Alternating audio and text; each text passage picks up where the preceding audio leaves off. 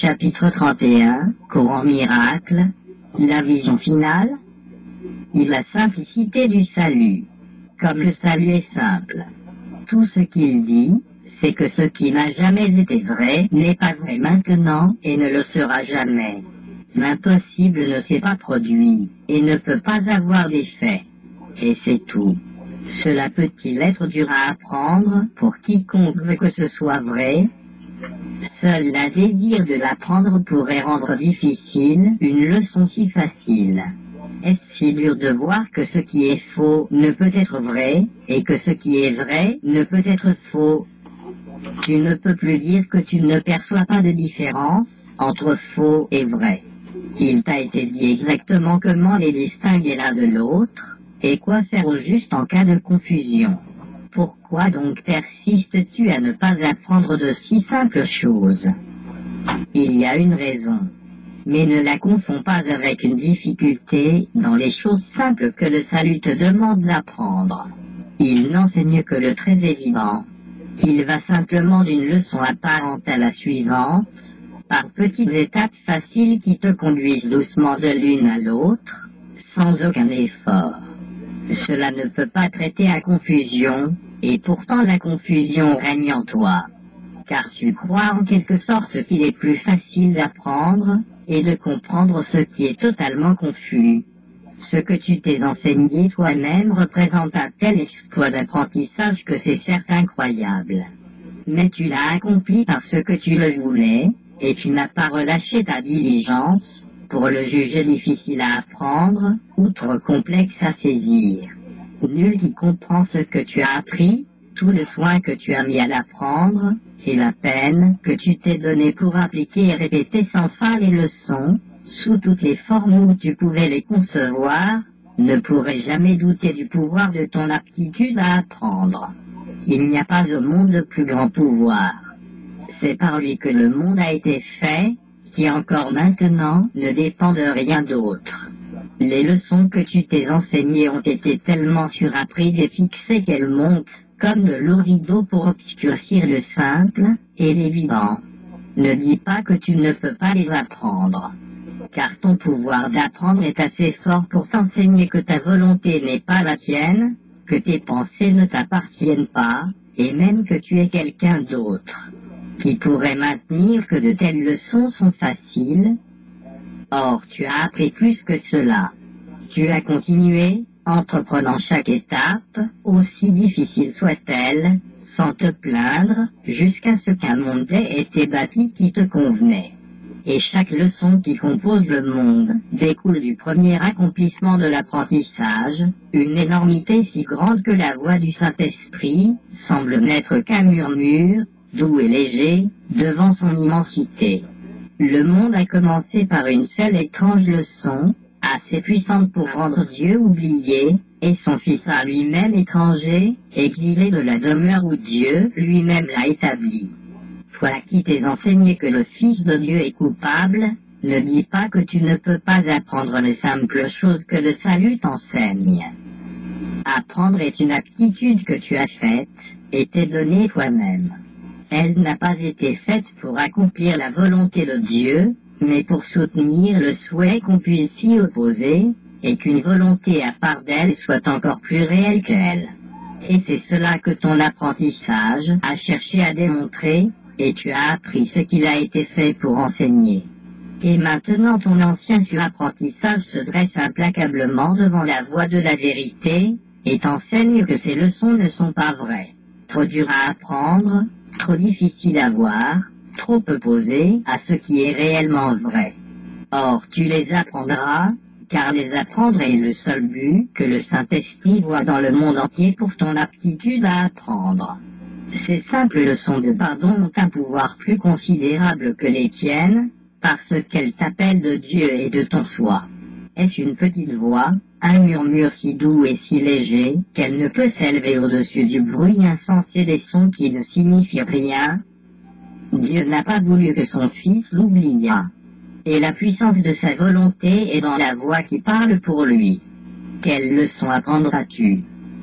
Quel résultat est inévitable, aussi sûr que Dieu, Et bien au-delà de tout doute et questionnement, se peut-il que ton petit apprentissage, à l'étrange résultat, et d'une incroyable difficulté, résiste aux simples leçons qui te sont enseignées à chaque instant de chaque jour, depuis que le temps a commencé, et que l'apprentissage a été fait? De leçons à apprendre, il n'y en a que deux. Chacune a son résultat dans un monde différent, et chaque monde s'ensuit sûrement de sa source. Le résultat certain de la leçon que le Fils de Dieu est coupable est le monde que tu vois. C'est un monde de terreur et de désespoir. Il n'y a pas non plus d'espoir de bonheur en lui. Il n'y a pas de plan que tu puisses faire pour ta sécurité qui jamais ne réussira.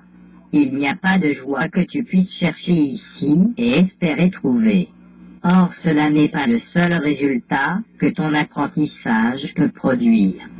Peu importe à quel point tu peux avoir appris la tâche que tu as choisie, la leçon qui reflète l'amour de Dieu est encore plus forte. Tu apprendras que le Fils de Dieu est innocent et verra un autre monde. Le résultat de la leçon que le Fils de Dieu est non coupable est un monde dans lequel il n'y a pas de peur, où tout est éclairé d'espoir et scintille d'une douce amabilité. Il n'est rien qui ne t'appelle avec tendresse pour être ton ami, et que tu le laisses se joindre à toi. Et jamais un appel ne reste inentendu, incompris, ou n'est laissé sans recevoir une réponse, dans la langue même où l'appel a été fait.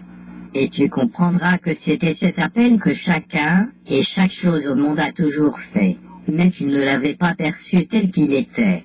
Et maintenant, tu vois que tu faisais erreur.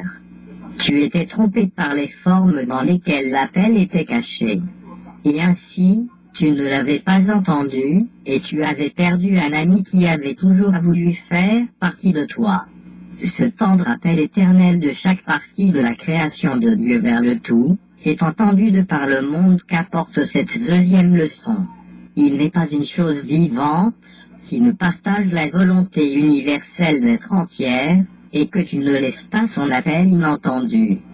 Sans ta réponse, elle est abandonnée à la mort, comme elle est sauvée de la mort quand tu as entendu son appel, comme étant l'ancien appel à la vie, et compris que ce n'est que le tien. Le Christ en toi se souvient de Dieu avec autant de certitude qu'il connaît son amour. Mais c'est seulement si son Fils est innocent qu'il peut être amour. Car Dieu serait certes peur si celui qui l'a créé innocent pouvait être l'esclave de la culpabilité. Le Fils parfait de Dieu se souvient de sa création. Mais dans la culpabilité, il a oublié ce qu'il est réellement. De même que la peur de Dieu est le résultat certain de la leçon que son Fils est coupable, de même il doit se souvenir de l'amour de Dieu quand il apprend son innocence. Car la haine doit engendrer la peur et regarder son père comme elle-même. Comme tu fais erreur, toi qui manques d'entendre l'appel qui fait écho à chaque semblant d'appel à la mort, qui chante derrière chaque attaque meurtrière, et plaide pour que l'amour rétablisse ce monde mourant. Tu ne comprends pas qui t'appelle derrière chaque forme de haine, chaque appel à la guerre. Or, tu le reconnaîtras en lui répondant dans la langue où il appelle. Il apparaîtra quand tu lui auras répondu, et tu connaîtras en lui que Dieu est amour. Qu'est-ce que la tentation, sinon le souhait de prendre la mauvaise décision quant à ce que tu voudrais apprendre, et d'avoir un résultat que tu ne veux pas? C'est la reconnaissance du fait que c'est un état d'esprit non désiré qui devient le moyen par lequel le choix est réexaminé. Un autre résultat est vu comme préféré. Tu es trompé si tu crois que tu veux le désastre, la désunion et la douleur.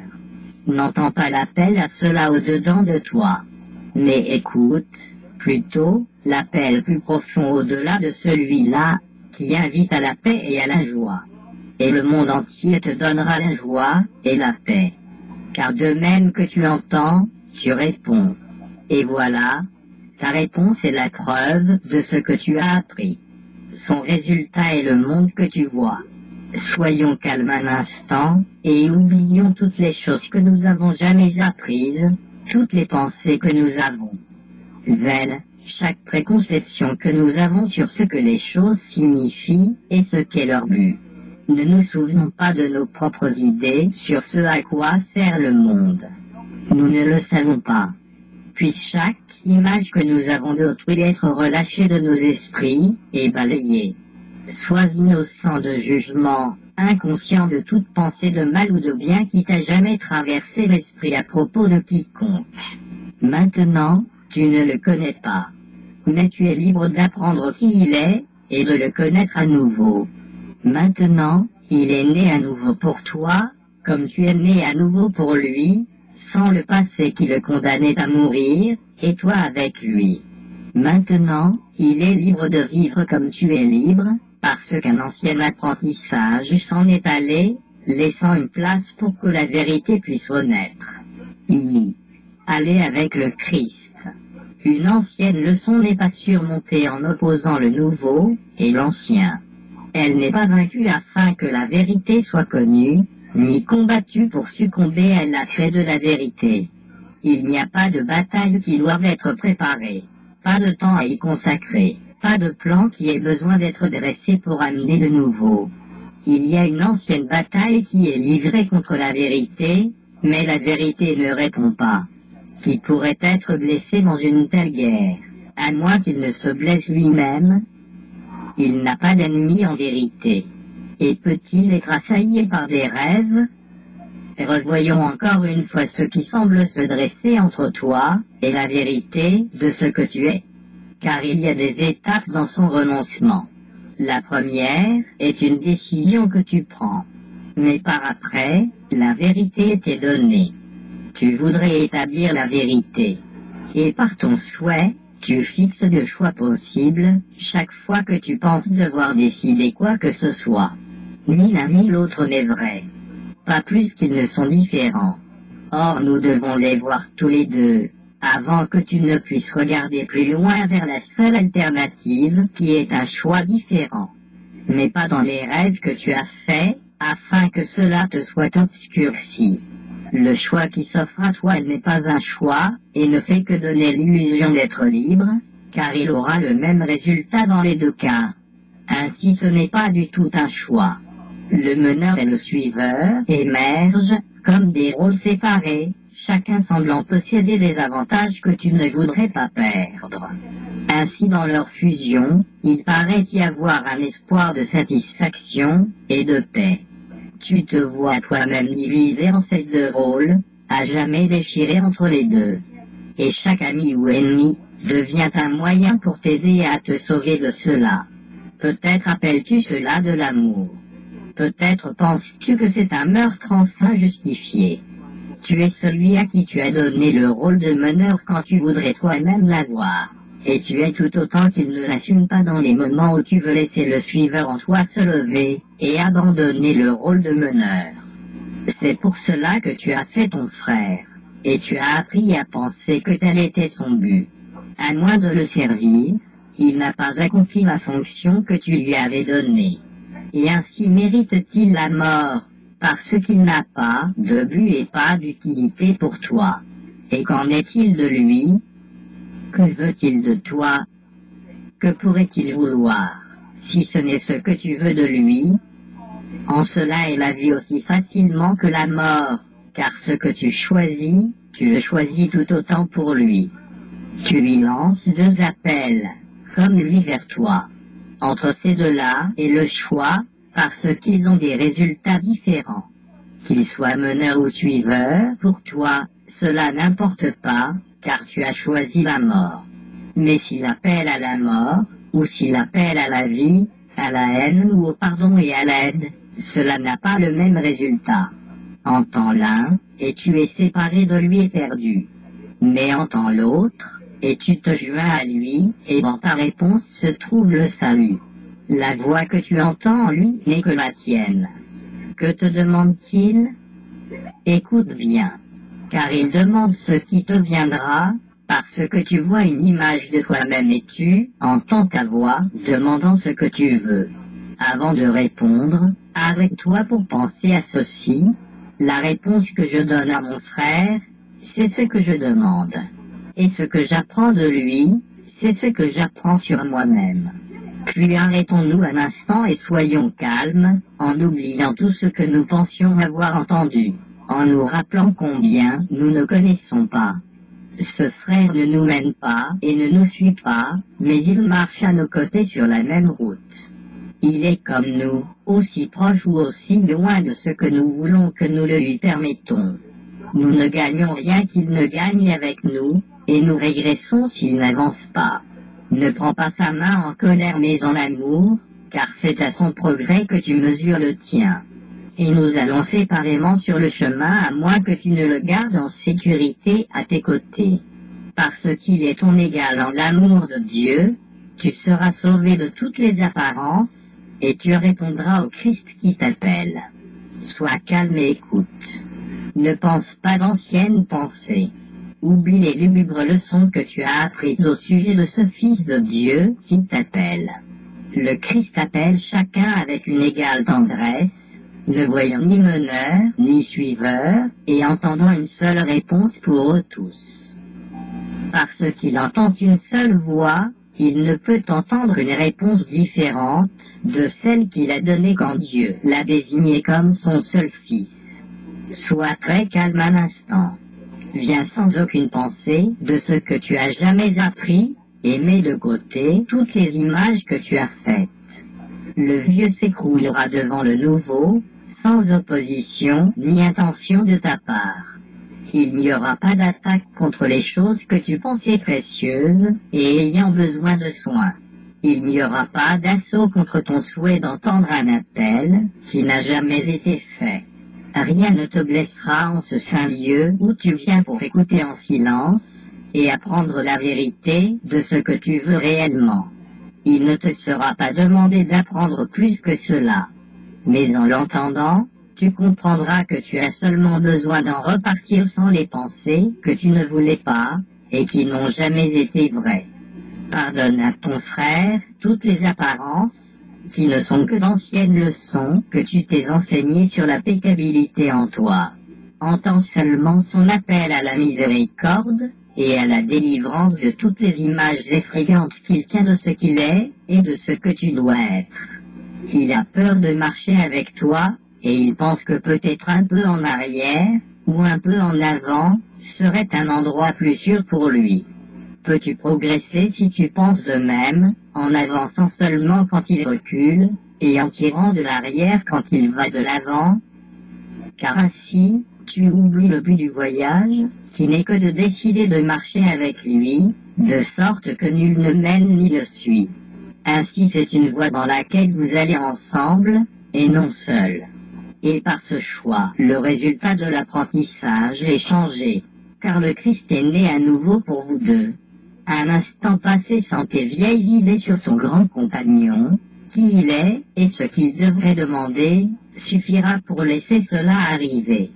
Et tu percevras que son but est le même que le tien. Il demande ce que tu veux et il a le même besoin que toi. Cela prend, peut-être, une forme différente en lui, mais ce n'est pas à la forme que tu réponds. Il demande et tu reçois, car tu es venu avec un seul but, apprendre que tu aimes ton frère d'un amour fraternel. Et en tant que frère, son père doit être le même que le tien, puisqu'il est comme toi en vérité. Ensemble, votre héritage conjoint revient en mémoire et est accepté par vous deux. Seul, il est nié à tous les deux. N'est-il pas clair que tant que tu insistes encore pour mener ou pour suivre, tu penses que tu marches seul, sans personne à tes côtés? Voilà une route qui ne mène nulle part, car la lumière ne peut être donnée tant que tu marches seul. Et ainsi, tu ne peux pas voir où tu vas. Ainsi règne la confusion et un sentiment de doute infini, tandis que tu vas et viens en titubant dans les ténèbres et seul. Or, ce ne sont là que des apparences de ce qu'est le voyage et de la façon dont il doit être fait. Car à tes côtés se trouve celui qui tient la lumière devant toi, de sorte que chaque pas est fait avec certitude et sûreté de la route. Un bandeau sur les yeux peut certes obscurcir la vue, mais il ne peut pas faire que la route même s'assombrisse. et celui qui voyage avec toi à la lumière. Ceux qui s'accusent eux-mêmes, seuls ceux qui s'accusent eux-mêmes condamnent. Alors que tu te prépares à faire un choix qui aura des résultats différents, il y a d'abord une chose qui doit être surapprise. Cela doit devenir une réponse habituelle, si typique, de tout ce que tu fais, que ce sera ta première réponse à toute tentation, et à toute situation qui survient. Apprends ceci, et apprends-le bien, car c'est ici que le retard du bonheur est réduit d'un laps de temps dont tu ne peux pas te rendre compte. Tu ne es jamais ton frère pour ses péchés, mais seulement pour les tiens. Quelque forme que ces péchés paraissent prendre, elle ne fait qu'obscurcir le fait que tu crois qu'ils sont les tiens, et qu'ils méritent donc une juste attaque. Pourquoi ces péchés devraient-ils être des péchés, si tu ne croyais pas qu'ils ne pourraient pas être pardonnés en toi? Pourquoi seraient-ils réels en lui, si tu ne croyais pas qu'ils sont ta réalité? Et pourquoi les attaques-tu partout, si ce n'est que tu te hais toi-même? Es-tu, toi, un péché? Tu réponds oui chaque fois que tu attaques, car en attaquant, tu affirmes que tu es coupable et dois donner ce que tu mérites. Et que peux-tu mériter, sinon ce que tu es? Si tu ne croyais pas que tu mérites l'attaque, jamais il ne te viendrait à l'esprit de donner l'attaque à qui que ce soit. Pourquoi le ferais-tu? Qui gagnerais-tu? Que pourrait-il en résulter que tu voudrais? Et comment le meurtre pourrait-il t'apporter un bénéfice? Les péchés sont dans les corps. Ils ne sont pas perçus dans les esprits. Ils ne sont pas vus comme des buts, mais comme des actes. Les corps agissent, les esprits non. Par conséquent, le corps doit être en faute pour ce qu'il fait. Il n'est pas vu comme une chose passive, qui obéit à tes commandements et ne fait rien du tout de lui-même. Si tu es péché, tu es un corps, car l'esprit n'agit point. Et le but doit être dans le corps, et non dans l'esprit. Le corps doit agir par lui-même, et se motiver lui-même. Si tu es péché, tu enfermes l'esprit au-dedans du corps, et tu donnes son but à sa prison, qui agit à sa place. Un geôlier ne suit pas les ordres, mais il les fait respecter par le prisonnier. Or c'est le corps qui est prisonnier, et non l'esprit. Le corps n'a pas de pensée. Il n'a pas le pouvoir d'apprendre, ni de pardonner, ni d'asservir. Il ne donne pas d'ordre auquel l'esprit ait besoin de se plier, ni ne fixe de conditions auxquelles il doit obéir. Il ne garde en prison qu'un esprit désireux d'y demeurer. Il tombe malade sur l'ordre de l'esprit qui voudrait devenir son prisonnier. Puis il vieillit et meurt, parce que cet esprit est malade en lui-même. Apprendre est la seule chose qui cause un changement.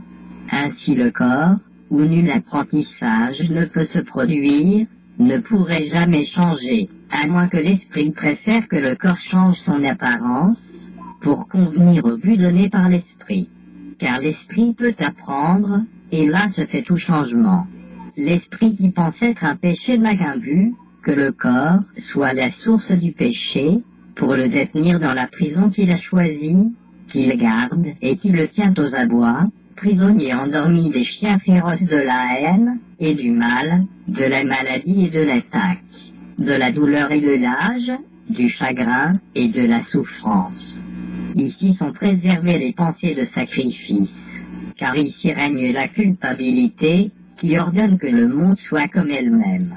Un lieu où rien ne peut trouver miséricorde, ni survivre au ravage de la peur, sauf dans le meurtre et dans la mort.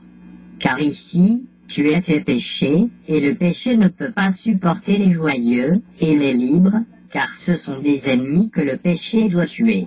Dans la mort, le péché est préservé, et ceux qui pensent être eux-mêmes péchés doivent mourir pour ce qu'ils pensent être. Réjouissons-nous de ce que tu verras ce que tu crois, et qu'il t'ait été donné de changer ce que tu crois. Le corps ne fera que suivre. Il ne peut jamais te mener là où tu ne voudrais pas être.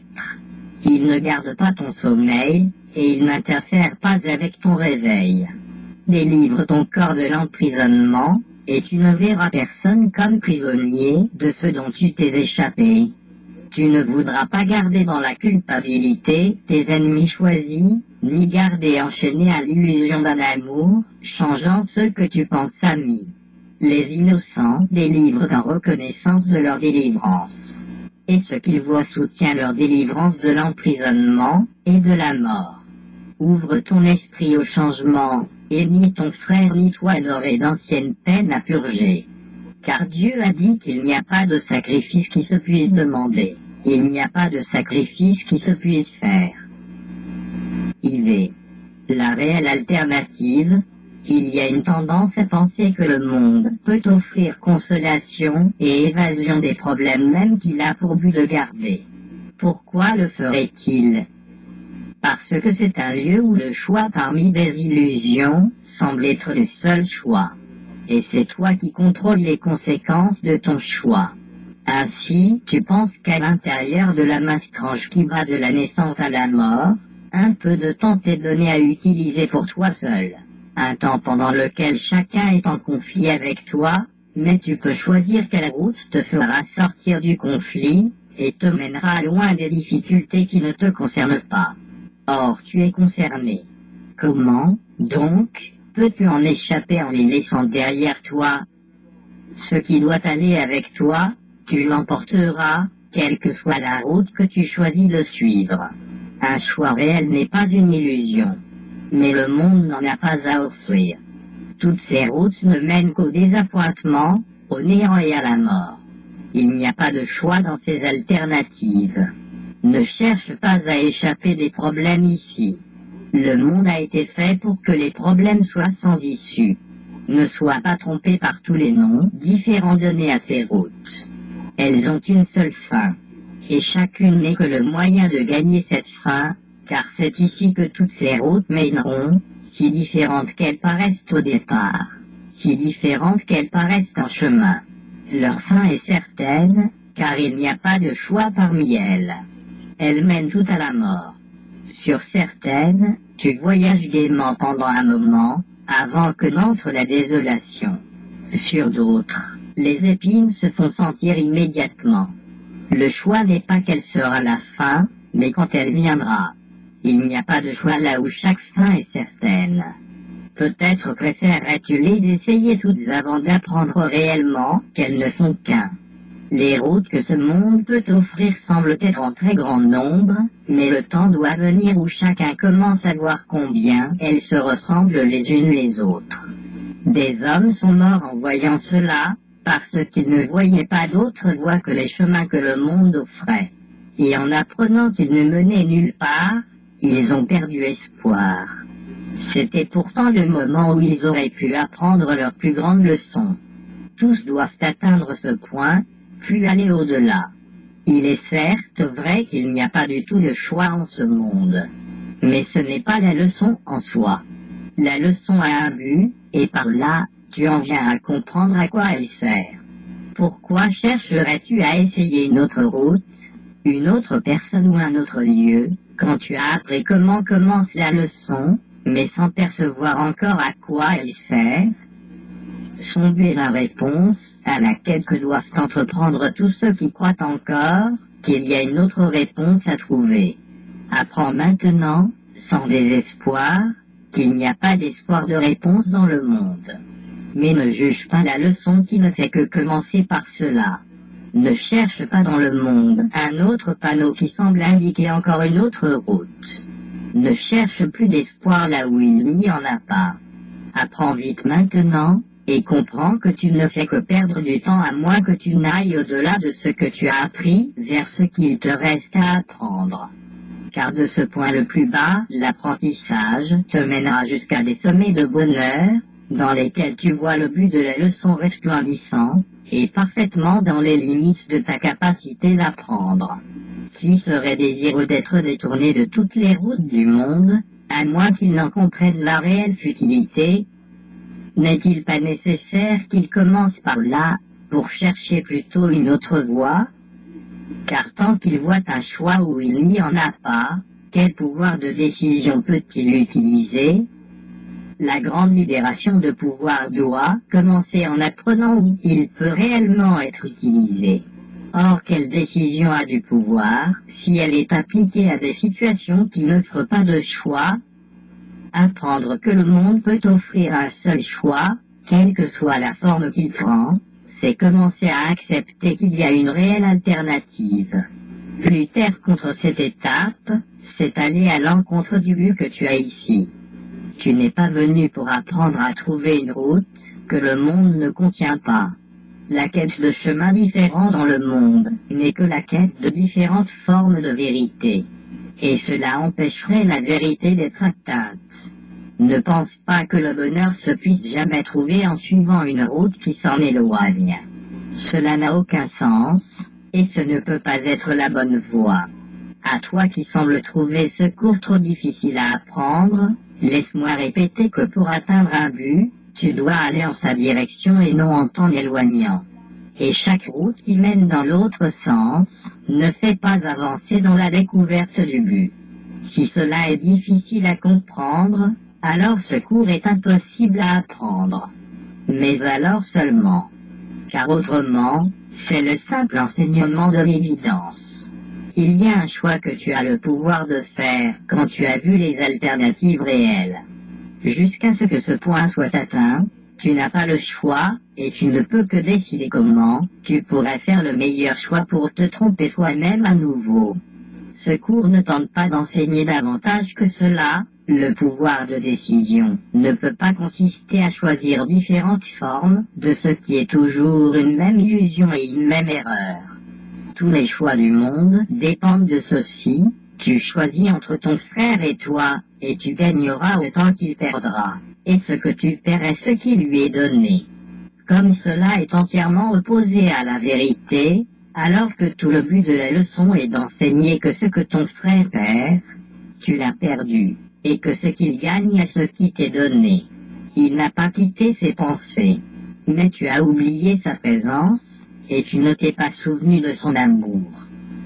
Il n'y a pas de chemin dans le monde qui puisse mener à lui, ni de but mondain qui puisse être un avec le sien. Quelle route dans le monde entier mènera vers l'intérieur, quand chaque route a été faite pour séparer le voyage du but qu'il doit avoir à moins de n'être que futile errance? Toutes les routes qui éloignent de ce que tu es se mèneront à la confusion et au désespoir. Or, jamais il n'a laissé ses pensées à la mort, sans leur source à jamais en elle-même. Il n'a pas quitté ses pensées. Il ne pouvait pas plus en partir qu'elle-même ne pouvait le folklore. En union avec lui, elles demeurent, et dans leur unité, les deux sont gardés complets. Il n'y a pas de route qui t'éloigne de lui. Un voyage hors de toi n'existe pas. Comme il est sot et infâme de penser qu'il puisse y avoir une route avec un tel but. Où pourrait-elle aller? Et comment pourrais-tu être amené à y voyager, marchant là sans être uni à ta propre réalité? Pardonne-toi ta folie, et oublie tous les voyages insensés et tous les buts sans but. Ils n'ont pas de signification. Tu ne peux pas échapper de ce que tu es, car Dieu est miséricordieux, et il n'a pas laissé son Fils l'abandonner. Sois reconnaissant de ce qu'il est, car en cela est ton évasion hors de la folie et de la mort. Tu ne peux être trouvé nulle part ailleurs que là où il est. Il n'y a pas de chemin qui ne mène à lui. Des concepts de soi versus soi, l'apprentissage du monde est bâti sur un concept de soi ajusté à la réalité du monde. Il lui va bien, car c'est une image qui convient à un monde d'ombre et d'illusion. Il est ici chez lui, où ce qu'il voit ne fait qu'un avec lui. C'est à la construction d'un concept de soi que sert l'apprentissage du monde. Tel est son but, que tu viennes sans un soi, et que tu en fasses un au fur et à mesure. Et au moment où tu atteins la maturité, tu l'as perfectionné, pour traiter le monde d'égal à égal, en accord avec ses exigences. Le concept de soi est fait par toi. Il n'a pas du tout de ressemblance avec toi. C'est une idole, faite pour prendre la place de ta réalité en tant que fils de Dieu.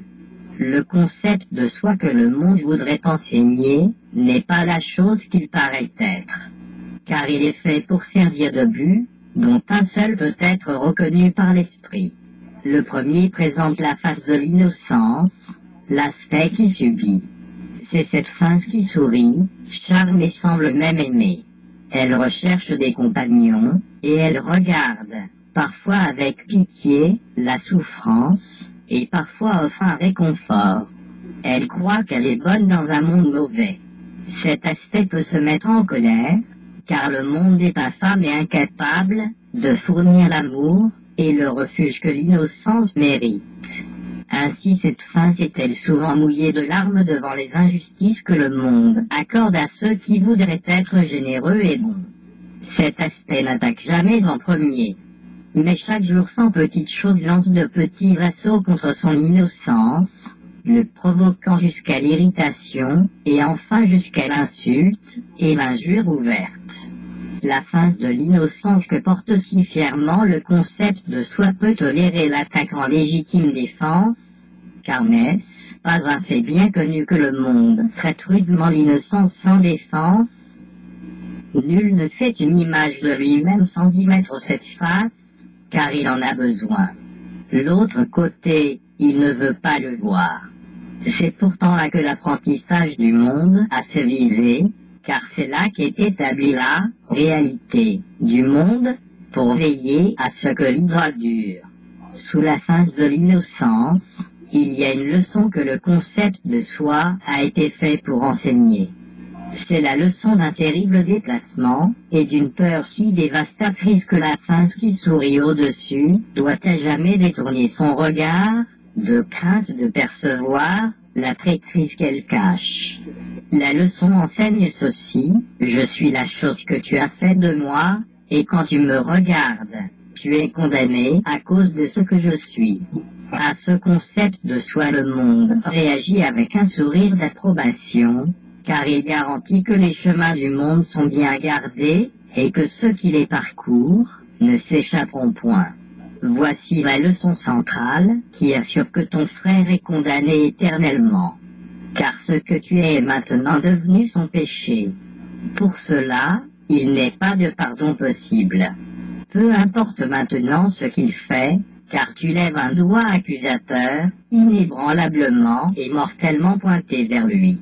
Il pointe aussi vers toi, mais cela est gardé encore plus profondément dans le brouillard sous la face de l'innocence. Dans ces caveaux voilés, tous ces péchés et tous les tiens sont préservés et gardés dans les ténèbres, où ils ne peuvent pas être perçus comme des erreurs, ce que la lumière montrerait sûrement.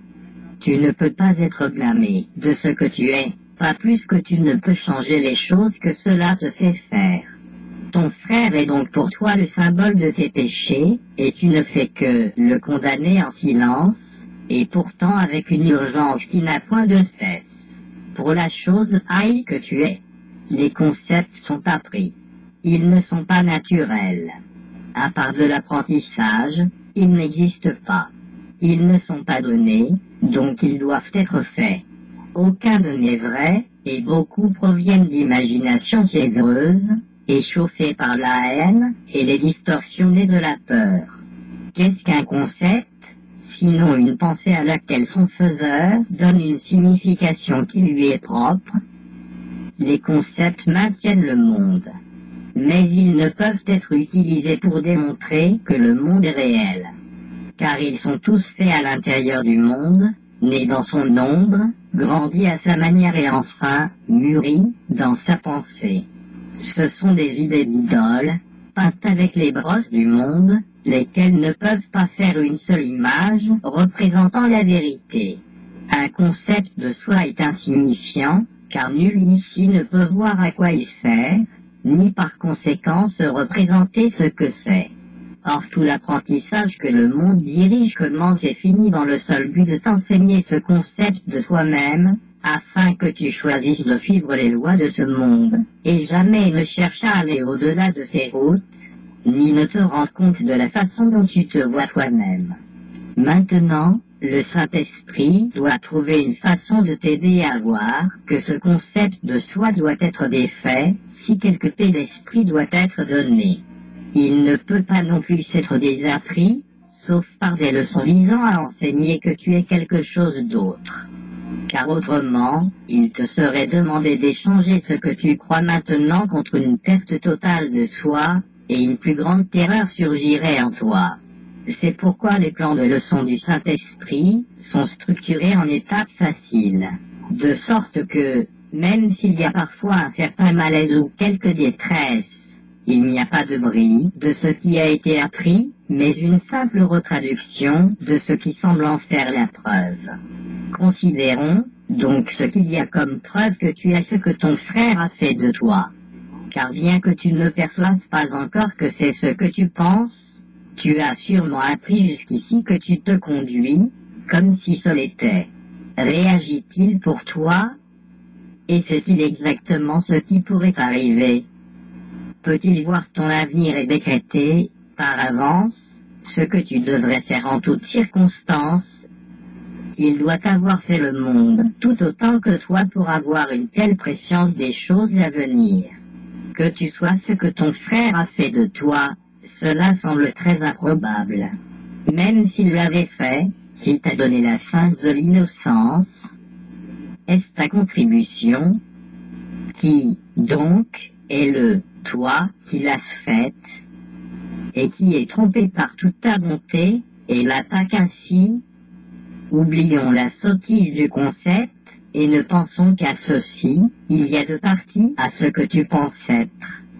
Si l'une était générée par ton frère, qui était là pour faire l'autre, et à qui quelque chose doit-il être caché?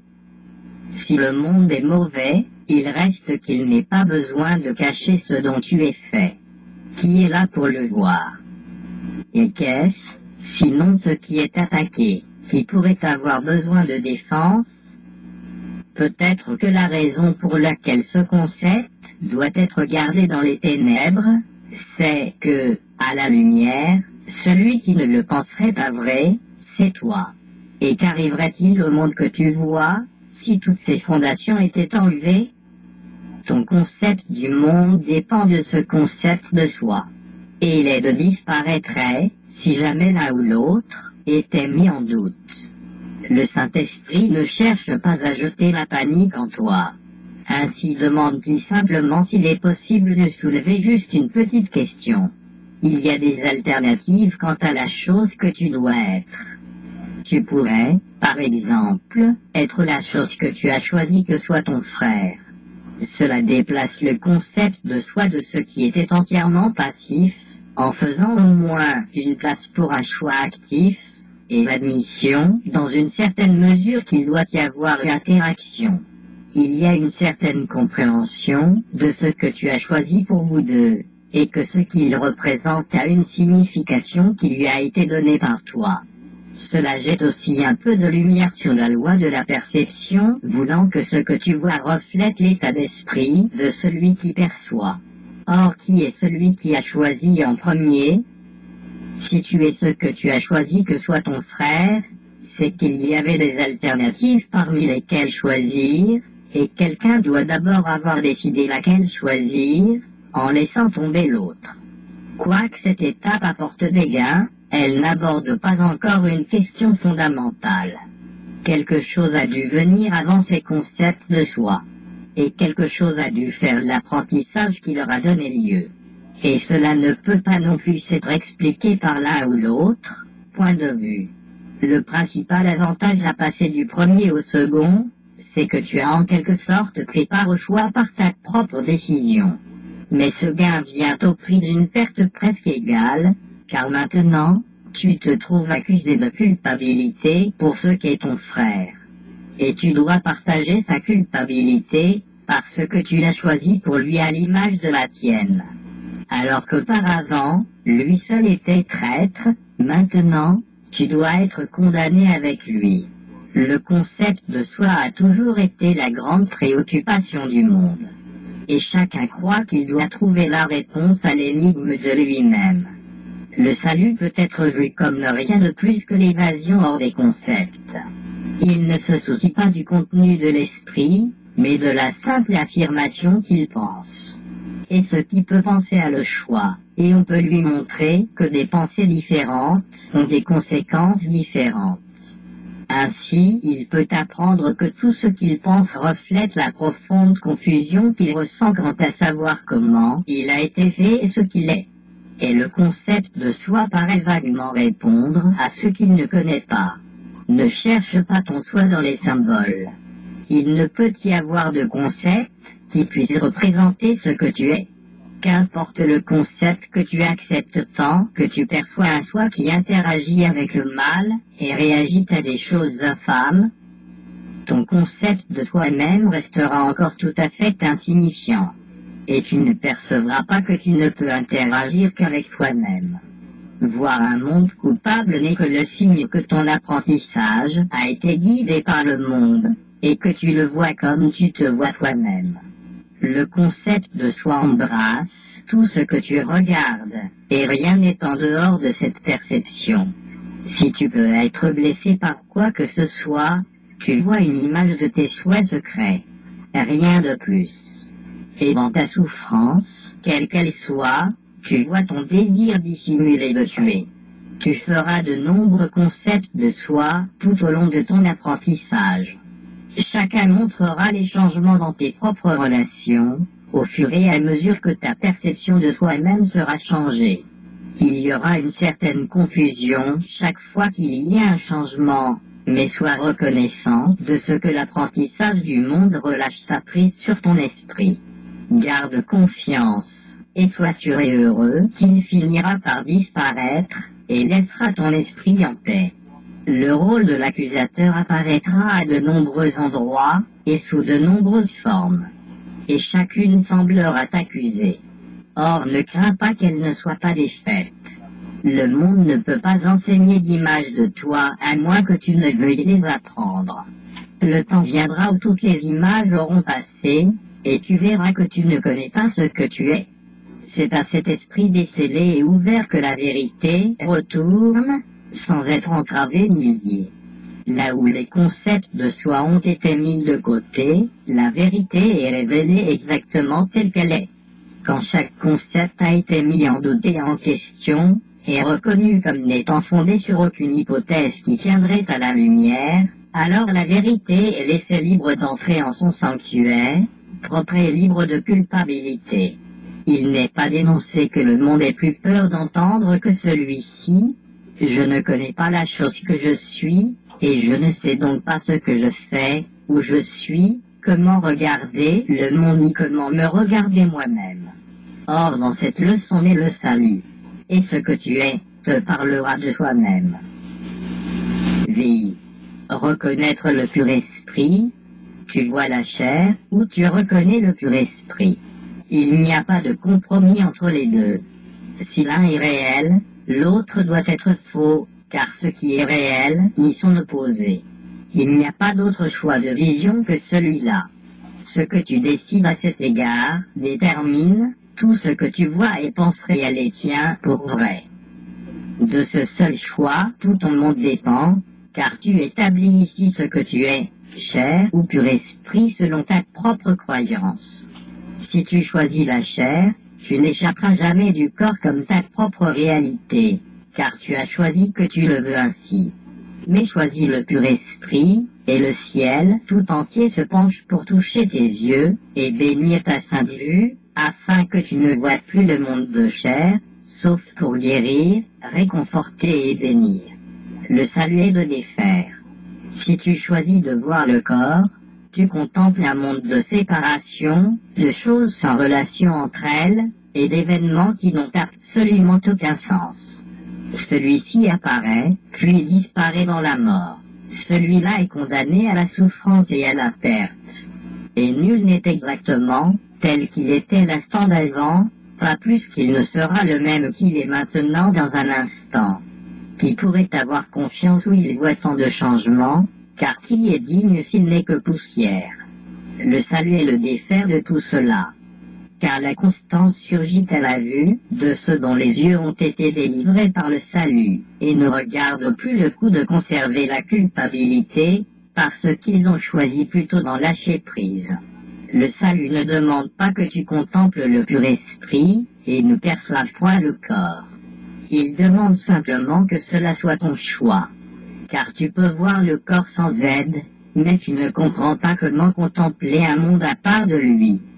C'est ton monde que le salut défera, te laissant voir un autre monde que tes yeux ne pourraient jamais trouver. Ne te soucie pas de savoir comment cela pourrait jamais être. Tu ne comprends pas comment ce que tu vois a surgi pour rencontrer ta vue. Car si tu le comprenais, cela aurait disparu. Le voile de l'ignorance est jeté sur le mal et sur le bien, et il doit être dépassé pour que les deux disparaissent, de sorte que la perception ne trouve pas de cachette. Comment cela est-il fait? Cela n'est pas du tout fait. Que pourrait-il y avoir dans tout l'univers que Dieu a créé qui doivent encore être faits? C'est seulement par arrogance que tu pourrais concevoir que tu dois rendre clair le chemin qui mène au ciel. Les moyens te sont donnés qui permettent de voir le monde qui remplacera celui que tu as fait. Que ta volonté soit faite. Au ciel comme sur la terre, cela est vrai à jamais. Peu importe où tu crois être, et ce que tu penses que doit être réellement la vérité à ton sujet. Ce que tu regardes, ce que tu choisis de ressentir, de penser ou de souhaiter, tout cela n'y change rien. Car Dieu lui-même a dit que ta volonté soit faite. Et il t'a dit en conséquence. Toi qui crois pouvoir choisir de voir le Fils de Dieu, tel que tu voudrais qu'il soit, n'oublie pas qu'aucun concept de toi-même ne tiendra devant la vérité de ce que tu es. Défaire la vérité serait impossible. Mais les concepts ne sont pas difficiles à changer. Une seule vision, vue clairement, qui ne cadre pas avec l'image telle qu'elle était perçue auparavant, change le monde pour des yeux qui apprennent à voir, parce que le concept de soi a changé. Es-tu invulnérable? Alors à tes yeux, le monde est non nuisible. Pardonnes-tu? Alors le monde pardonne, car tu lui as pardonné ses offenses, et il te regarde avec des yeux qui voient comme les tiens. Es-tu un corps? Alors le monde entier est perçu comme traître, et cherchant à tuer. Es-tu pur esprit, sans mort, et sans avoir sur toi la promesse de corruption, ni la souillure du péché? Alors le monde est vu comme stable, pleinement digne de ta confiance. Un lieu de bonheur où te reposer un instant, où il n'est point besoin de craindre quoi que ce soit mais seulement d'aimer. Qui n'est pas le bienvenu chez ceux qui ont bon sûr? Et qu'est-ce qui pourrait blesser ceux qui sont véritablement innocents? Que ta volonté soit faite, ô saint enfant de Dieu. Peu importe si tu penses être sur la terre ou au ciel. Ce que ton Père veut de toi ne peut jamais changer. La vérité en toi reste aussi radieuse qu'une étoile, aussi pure que la lumière, aussi innocente que l'amour même. Et tu es digne que ta volonté soit faite. Veille la vision du Sauveur. Apprendre, c'est changer. Le salut ne cherche pas à utiliser un moyen encore trop étranger à ta façon de penser pour être utile, ni à faire le genre de changement que tu ne pourrais pas reconnaître. Il est besoin de concepts tant que dure la perception, et c'est la tâche du salut de changer les concepts. Car il doit user des contrastes, et non de la vérité, qui n'a pas d'opposé et ne peut changer. Dans les concepts de ce monde, les coupables sont mauvais, les bons sont innocents. Il n'en est pas un ici qui n'ait un concept de lui-même dans lequel il compte le bon pour lui pardonner le mauvais, pas plus qu'il ne fait confiance au bon en qui que ce soit, croyant que le mauvais doit se cacher derrière. Ce concept met l'accent sur la traîtrise et la confiance devient impossible. Et cela non plus ne peut changer tant que tu perçois le mauvais en toi. Tu ne peux pas reconnaître tes mauvaises pensées tant que tu vois une valeur dans l'attaque. Tu les percevras parfois, mais tu ne verras pas qu'elles sont insignifiantes.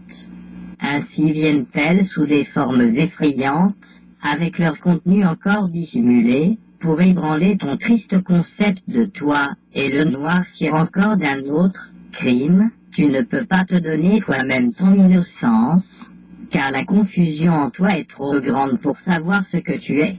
Mais si un seul frère se montrait à tes yeux entièrement digne de pardon, alors ton concept de toi-même serait complètement changé. Tes mauvaises pensées ont été pardonnées avec les siennes, parce que tu n'en laisses aucune t'affecter. Tu ne choisis plus d'être le signe du mal, et de la culpabilité en lui. Et comme tu donnes ta confiance à ce qui est bon en lui, tu la donnes au bon en toi.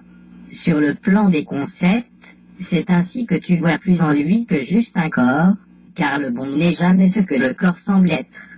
Les actions du corps sont perçues comme venant de la partie plus basse de toi, et donc de lui aussi.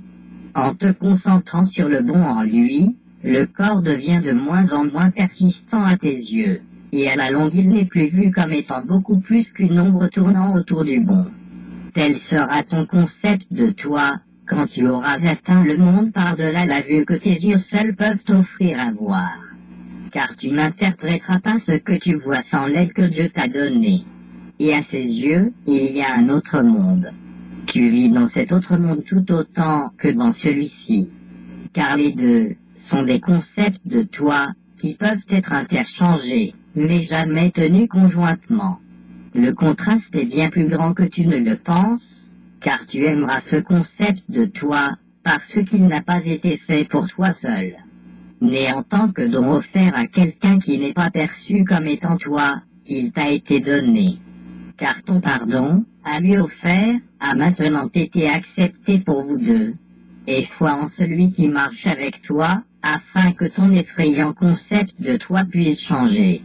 Regarde le bon en lui, afin de ne pas être effrayé par tes mauvaises pensées, parce qu'elles n'obscurcissent plus la vue que tu as de lui.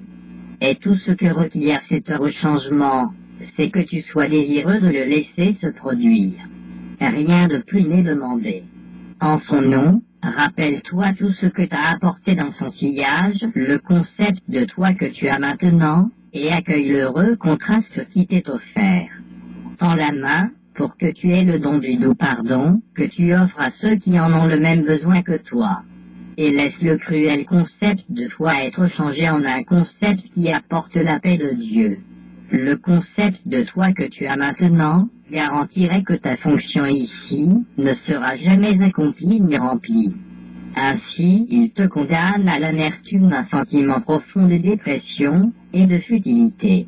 Or, il n'a pas besoin d'être fixe, à moins que tu ne choisisses de le tenir au-delà de tout espoir de changement, et de le garder statique et dissimulé dans ton esprit.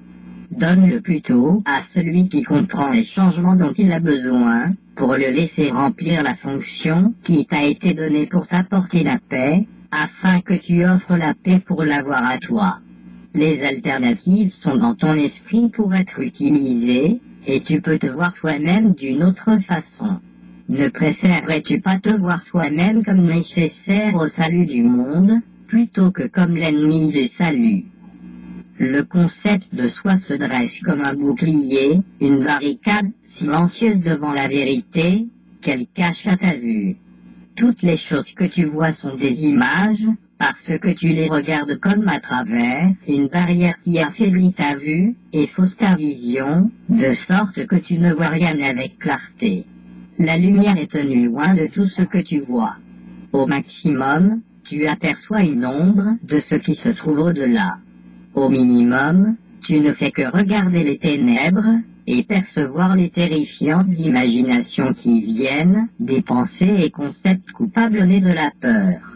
Et ce que tu vois est l'enfer, car la peur est l'enfer. Tout ce qui t'est donné est pour la délivrance, la vue, la vision, et le guide intérieur te conduisent tous hors de l'enfer avec ceux que tu aimes à tes côtés, et l'univers avec eux. Voilà ton rôle dans l'univers. À chaque partie de la véritable création, le Seigneur de l'amour et de la vie a confié tout le salut qui délivre de la misère de l'enfer.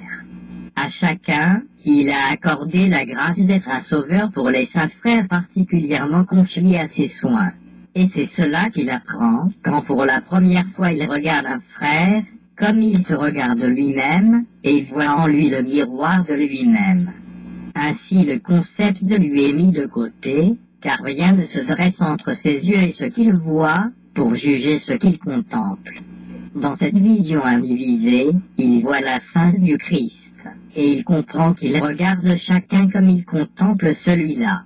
Car la lumière est là où auparavant étaient les ténèbres, et maintenant le voile est levé de sa vue.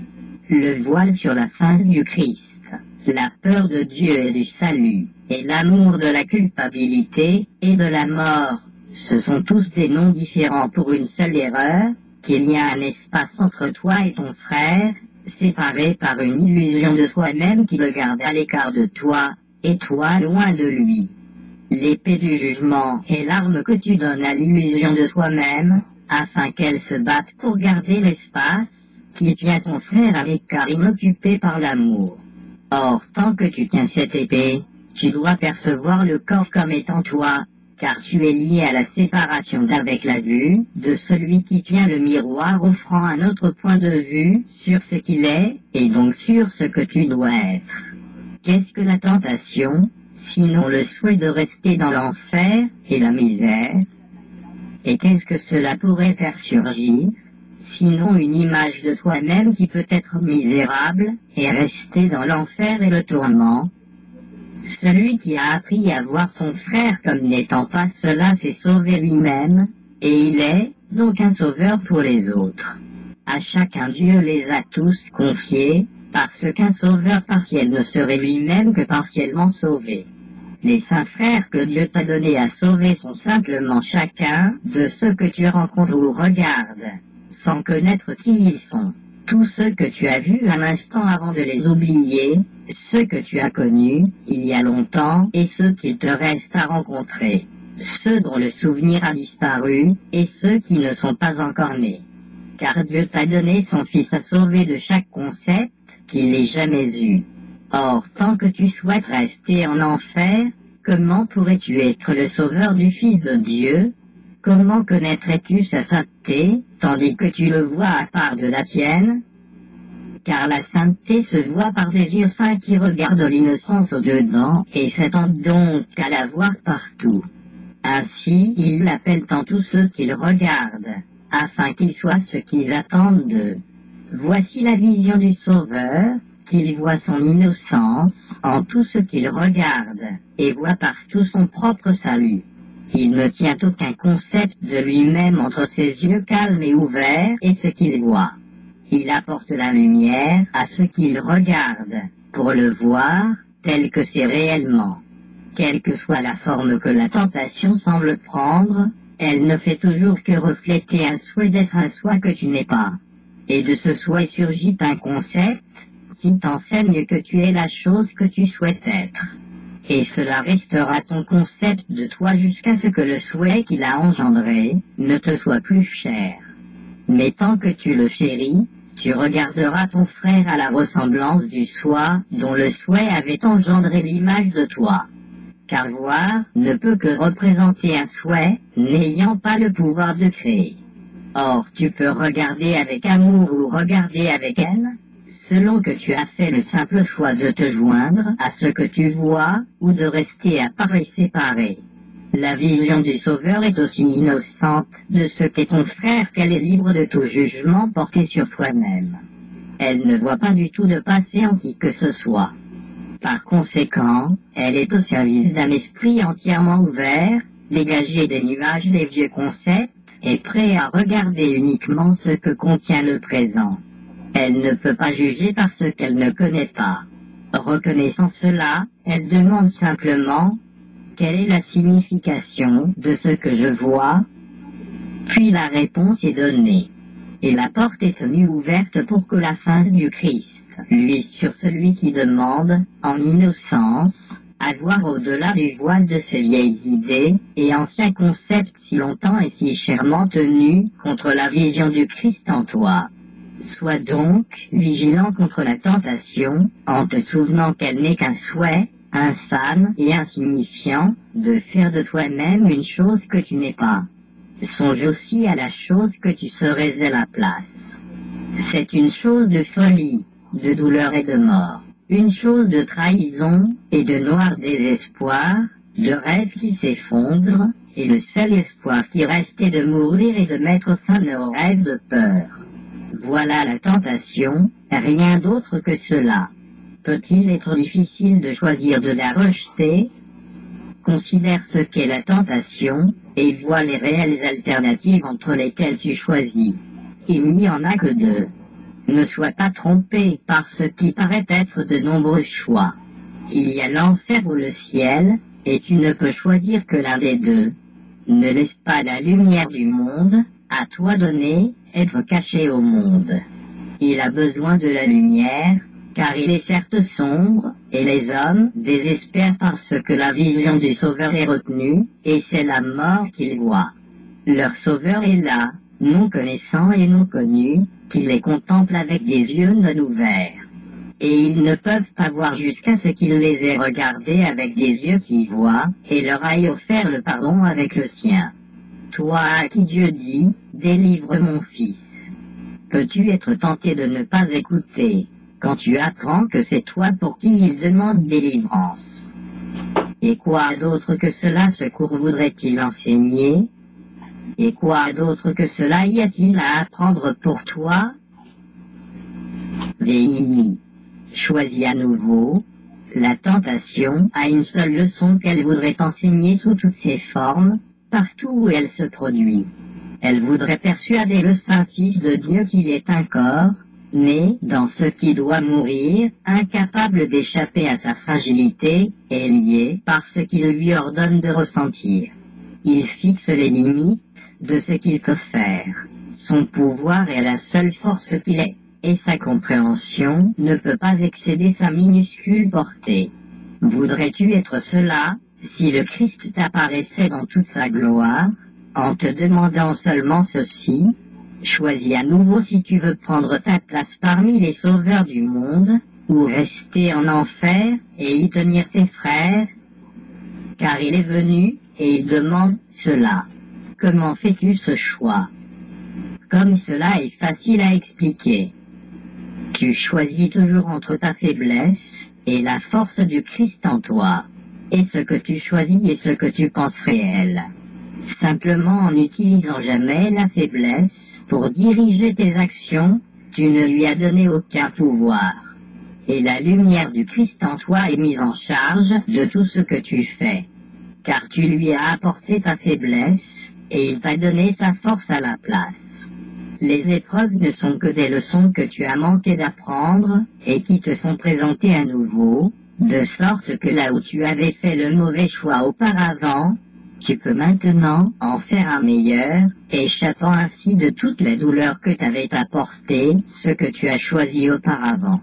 Dans chaque difficulté, chaque détresse et chaque perplexité, le Christ t'appelle et dit doucement, « Mon frère, choisis à nouveau. » Il ne voudrait pas laisser une seule source de douleur, non guérie, ni aucune image pour voiler la vérité. Il voudrait enlever toute la misère de toi que Dieu a créée comme autel à la joie. Il ne voudrait pas te laisser inconsolé, seul dans des rêves d'enfer, mais il voudrait délivrer ton esprit de tout ce qui te cache sa face. Sa sainteté est tienne parce qu'il est le seul pouvoir qui est réel en toi. Sa force est tienne parce qu'il est le soi que Dieu a créé comme son seul fils. Les images que tu fais ne peuvent prévaloir contre ce que Dieu lui-même voudrait que tu sois. N'aie jamais peur, donc, de la tentation, mais voilà telle qu'elle est, une autre chance de choisir à nouveau, et de laisser la force du Christ prévaloir en chaque circonstance et en chaque endroit où tu avais auparavant élevé une image de toi-même. Car ce qui paraît cacher la face du Christ est impuissant devant sa majesté et disparaît devant sa sainte vision. Les sauveurs du monde, qui voient comme lui, sont simplement ceux qui choisissent sa force au lieu de leur propre faiblesse, vue à part de lui. Ils rédimeront le monde, car ils sont joints dans toute la puissance de la volonté de Dieu. Et ce qu'ils veulent est seulement ce qu'il veut. Apprends donc leurs habitudes de répondre à toute tentation, de te percevoir toi-même comme faible et misérable, par ces mots, « Je suis tel que Dieu m'a créé. Son fils ne peut pas souffrir. Et je suis son fils. » Ainsi la force du Christ est invitée à prévaloir, remplaçant toute ta faiblesse par la force qui vient de Dieu et ne peut jamais faillir. Ainsi les miracles sont aussi naturels que la peur, et l'agonie paraissait l'être avant que le choix de la sainteté n'ait été fait. Car avec ce choix, toutes les fausses distinctions ont disparu, les alternatives illusoires sont mises de côté, et rien ne reste pour interférer avec la vérité. Tu es tel que Dieu t'a créé, comme l'est chaque chose vivante que tu regardes, en dépit des images que tu vois. Ce que tu vois comme maladie et douleur, comme faiblesse, souffrance et perte, n'est que la tentation de te percevoir toi-même sans défense et en enfer. N'y cède pas, et tu verras toute la douleur, sous toutes ses formes, où qu'elle se produise, disparaître simplement comme brume au soleil. Un miracle est venu guérir le Fils de Dieu, et fermer la porte à ses rêves de faiblesse, ouvrant la voie à son salut et à sa délivrance. Choisis à nouveau ce que tu voudrais qu'il soit, en te souvenant que chacun de tes choix établit ta propre identité telle que tu la verras et la croiras. Ne me nie pas le petit don que je demande, quand en échange, je dépose à tes pieds la paix de Dieu et le pouvoir d'apporter cette paix à quiconque va errant dans le monde, incertain et seul, et dans une constante frayeur. Car il t'est donné de te joindre à lui, et par le Christ en toi de dévoiler ses yeux, et de le laisser voir le Christ en lui. Mes frères dans le salut, ne manquez pas d'entendre ma voix, et d'écouter mes paroles. Je ne demande que votre propre délivrance. Il n'y a pas de place pour l'enfer dans un monde dont la beauté peut encore être si intense et si intégrale, qu'il n'y a qu'un pas de là au ciel. À vos yeux fatigués, j'apporte une vision d'un monde différent, si nouveau, si propre et frais que vous oublierez la douleur et le chagrin que vous voyiez auparavant. Or, c'est une vision que vous devez partager avec tous ceux que vous voyez, car autrement vous ne la verrez pas. C'est en offrant ce don que vous le faites vôtre. Et Dieu a décrété, avec amour et bonté, qu'il était pour vous.